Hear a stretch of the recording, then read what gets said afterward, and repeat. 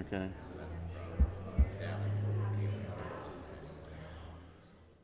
Ladies and gentlemen, if I can get your attention, we're going to go ahead and get started. I think we can have appropriations whether anybody shows up or not. Said they because there is another committee meetings that are scheduled on top of each other for our committee members. So if I could, I'm going to start. I believe Ms. Nickel, where are you located? Said they had back here in the back. Tell us what's going on in the USG. One in the middle. Thank you, Mr. Chairman, members of the committee and staff. It's good to be here with you today. We are talking about the amended 17 budget. I believe you have your tracking sheet with you. I'll start at 41.6.2, which is forestry research.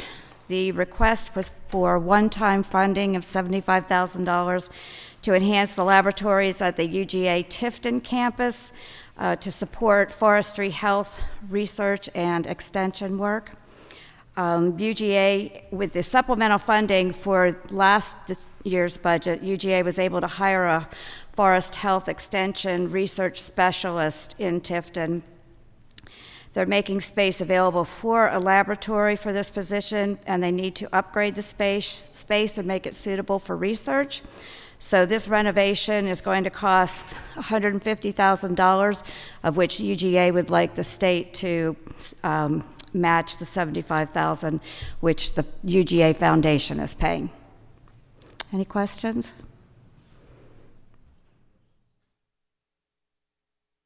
Okay, 41-7-1, one-time funds to relocate the State Records Center, $1.5 million. The State Records Center currently leases a warehouse from the Georgia Building Authority, approximately 54,000 square feet. GBA has indicated through the State Properties Commission that they intend to sell the property, which means that the Records Center needs to relocate. The university system, the State Records Center, if you don't know, is attached to the Georgia Archives, which is part of the university system. And so the university system office has engaged a real estate firm to analyze the Records Center space and programming needs and the geographical parameters. The firm has prepared a market study of available space for lease. The $1.5 million supports the cost of new shelving, which is estimated at $1.3 million, and the moving costs of $200,000. Next item is the 41.15.1, the Georgia Center for Early Language and Literacy at Georgia College and State University, $2.3 million. The Georgia Center for Early Language and Literacy will promote a research-based early literacy practice for children from birth to age 8. These practices will be developed and disseminated to child care centers, preschools, kindergarten through third grade classrooms, also educator preparation programs in our universities and technical colleges and at the community at large. The center will house a staff of 6 focusing on advancing literacy in communities across Georgia, as well as promoting research-based literacy studies. Also provide for research opportunities for Georgia's post-secondary students through internships and graduate assistantships. This is a program that the governor is very interested in. It also has a companion budget item in the FY18 budget of $2.7 million to annualize the funds being requested in FY17. Ms. Nickel, I know you'll like the humor which I present this, but because we're in a Senate meeting, said the next year when we do this, said let's use the Senate numbers instead of those House numbers. Oh, I'm sorry. Because when you throw those House numbers out, we're like, what in the heck? Said they. I'm sorry. I will definitely do that, and I apologize for using the House numbers. I will not refer to any numbers any longer, and the next item we'll talk about is the Federal Advanced Functional Fabrics of America grant. This is matching funds for UGA, $1 million. UGA is a partner in a new national public-private consortium that will revolutionize the fiber and textiles industry through commercialization of highly functional advanced fibers and textiles for the defense and commercial markets. This initiative was announced in April by the U.S. Department of Defense. It was a very highly competitive nationwide bidding process. And this is the 8th institute established by the federal government since 2012 to advance manufacturing leadership and job creation in the United States. The larger project is $75 million federal dollar commitment, as well as cost shares from partners totaling $317 million, which includes a commitment by the state of Georgia for $1 million for the next 5 years. UGA will actually submit the proposal on February 17th, and the winners will be announced in the second quarter. Will the king know he's wearing any clothes?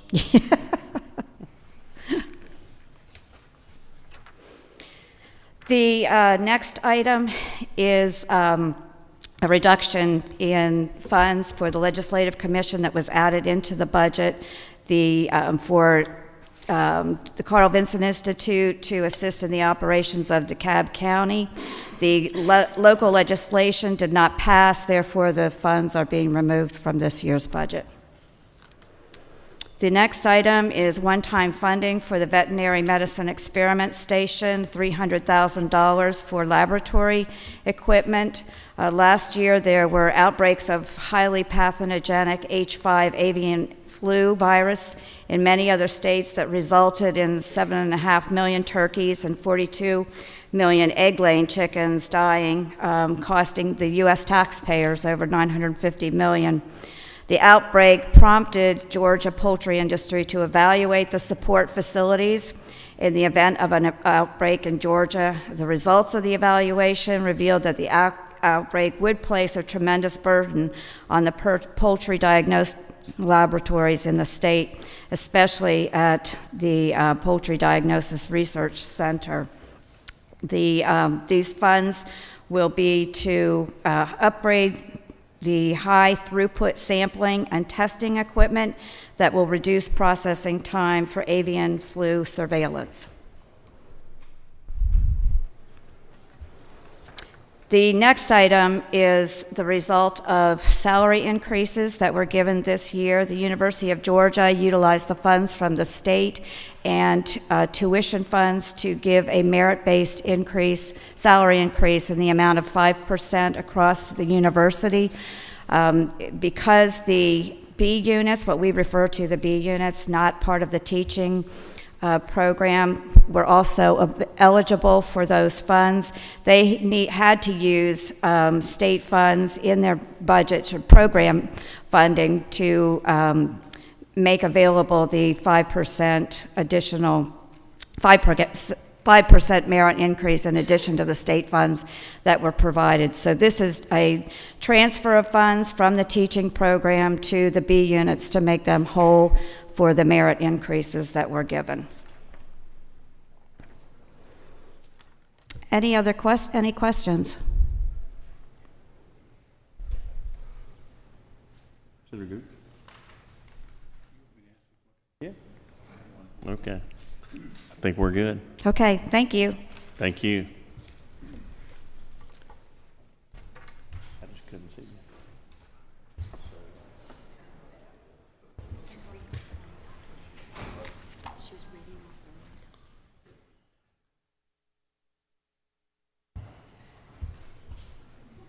Ms. Noggle from the Georgia Student Finance Commission.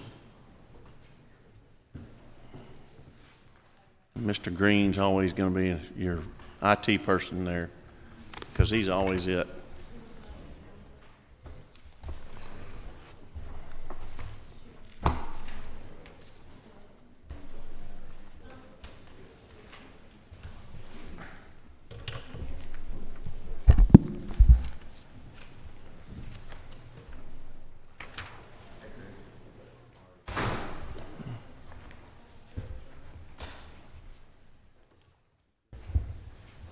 Mr. Chairman, members of the committee, thank you so much. Again, my name is Kaylee Noggle. I'm the Chief Operating and Financial Officer for the Georgia Student Finance Commission. Chris just handed you some background information, so I won't go too much into detail on our background information, but he also gave you, kind of hot off of the presses, our new college application and financial aid guide in the state of Georgia that we hope you'll enjoy and take a look at, and let us know if you have questions. We'd be happy to get you some additional copies if you're interested. Our agency was established in 1965 as a state scholarship commission. We currently administer more than 20 state, lottery, and federally funded scholarship grant and loan programs, and our mission is to increase access to post-secondary education. In FY16, we awarded over $713 million in financial aid awards to over 260,000 students. 89% of those funds were lottery funds, and 11% was state funds. Jumping into the budget, we'll start, I think it should be page 12 in your document, section 309.1, Hope Administration. That's a statewide change for merit system assessments in the amount of $2,843. The next item is Move On and Ready at 315.1. There's an increase of $16.7 million for projected growth and awards. As you'll recall, Move On and Ready launched in FY16 and replaced several of the older dual enrollment programs. FY17 is our first full year of implementation, given that summer awards were now available this year. We've already seen tremendous growth in utilization, which we'll get to in just a moment. Just as a reminder, at a public institution, Move On and Ready pays the standard undergraduate tuition rate up to 15 hours a semester. At a private college, it pays $250 a semester hour, and at both types of institutions, there's also a $25 a semester hour book allowance, as well as a $50 per term fee award for fees. Students can choose from core, CTAE, or elective courses, but the high school must agree to accept for credit those post-secondary credits that they earn. It requires the student, the student's parents, the high school counselor, as well as the post-secondary institution's agreement on that student's enrollment and course selection. I mentioned the tremendous growth that we've seen already. In fall FY15, which was under the older programs, we awarded just over $11.3 million in that fall term. In the very first term of Move On and Ready in fall of FY16, we saw a 109% increase in growth and awards and awarded $23.5 million. In this past fall term, for which we're still processing awards, we're up to $28.3 million, which is another 20% increase. You'll see in the 18 budget another recommendation for additional funds, and we expect that participation rate to remain high. Moving on, the next item is the Reach Georgia Scholarship at section 319.1, I believe. Again, this is a needs-based mentorship and scholarship program started in 2012 by the governor, and it remains one of his priorities, as well as one of the priorities of our new president, Sean Ryan.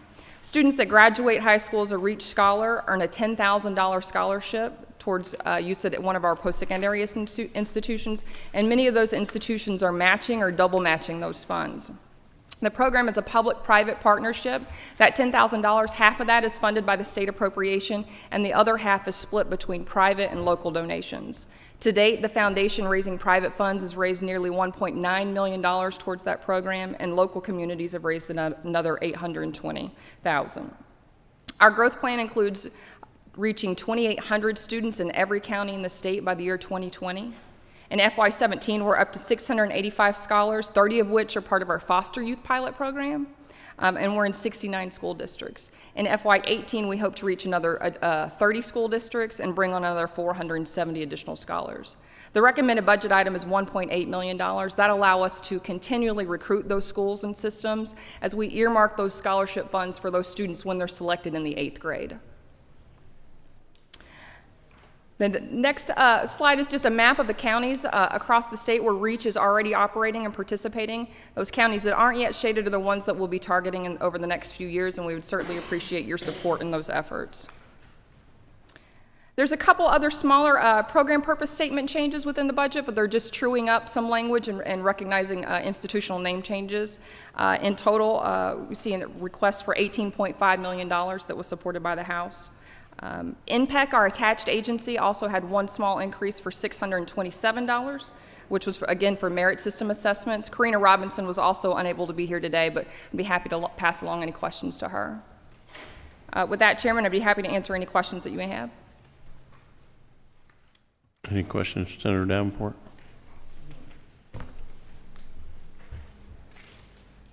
Good to go. Thank you, sir.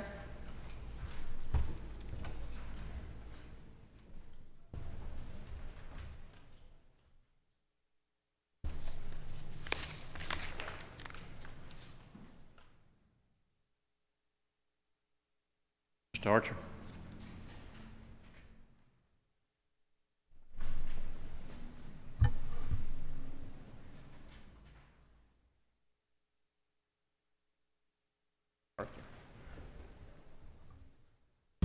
Good afternoon, Mr. Chairman and committee members. My name is Matt Arthur, and I'm Deputy Commissioner at the Technical College System of Georgia.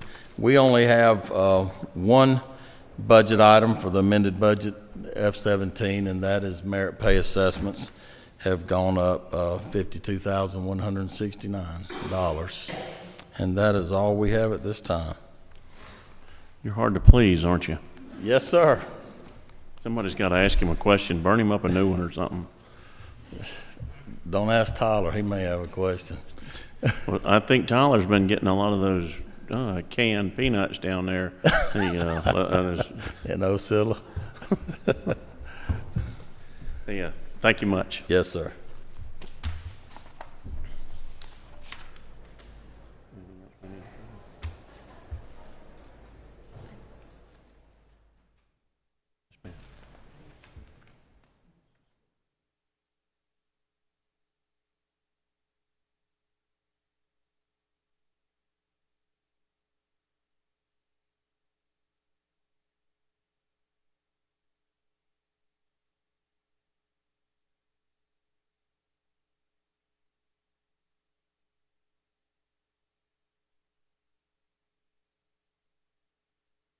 Ms. Noggle, would you send your PowerPoint presentation to the committee members so they can see some of the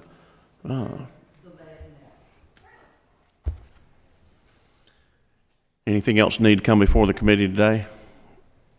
We stand adjourned.